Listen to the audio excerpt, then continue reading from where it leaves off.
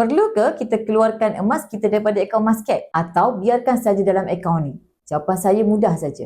Emas terbaik ialah emas yang ada di tangan kita sendiri. Ramai ingat, bila simpan dalam akaun emas, kena simpan dalam akaun Emascap selama-lamanya. Sebenarnya tidak. GAP ataupun Gold Accumulation Program adalah satu tempat di mana cara kita mengumpul grade emas sedikit demi sedikit, terutama sekali bagi yang baru bermula simpan emas ataupun bagi yang ada bajet kecil. Boleh simpan dalam akaun Emascap dahulu.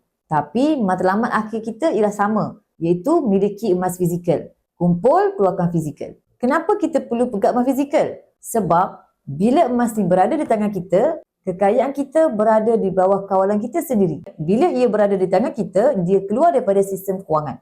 Walau apa pun berlaku kepada ekonomi, politik, emas itu milik kita 100%. Kata Robert T. Kiyosaki, pakar kewangan, katanya emas dan perak ni satu-satunya alat kewangan yang tiada dalam sistem kewangan. So, kita perlu keluarkan daripada sistem. Strategi yang saya boleh cadangkan iaitu sangat mudah. Mulakanlah menabung dalam akaun Emascap secara konsisten. Bila gram sudah cukup, sebagai contoh, cukup 10 gram dalam akaun GAP, keluarkan 10 gram seketul seperti ini untuk pegang di tangan. Anda boleh arahkan sistem untuk fizikalkan 10 gram ni. Ulang proses yang sama sehinggalah cukup 100 gram emas yang pertama. Sehingga anda boleh kumpul 1 kilogram emas untuk satu keluarga. Akaun Emascap ni kemudahannya anda boleh beli emas sedikit demi sedikit. Tetapi dalam masa yang sama, anda juga boleh mengumpul aset yang berbagai design. Item gold bar ataupun dinar yang boleh menjadi milik anda walaupun anda bermula dengan bajet yang sedikit. Akaun Emascap ni seolah-olah ia seperti tabungan. Kumpul sikit-sikit, akhirnya anda boleh miliki emas yang banyak. Jadi bagi tuan-puan hari ini yang berminat nak memiliki emas fizikal seperti ini,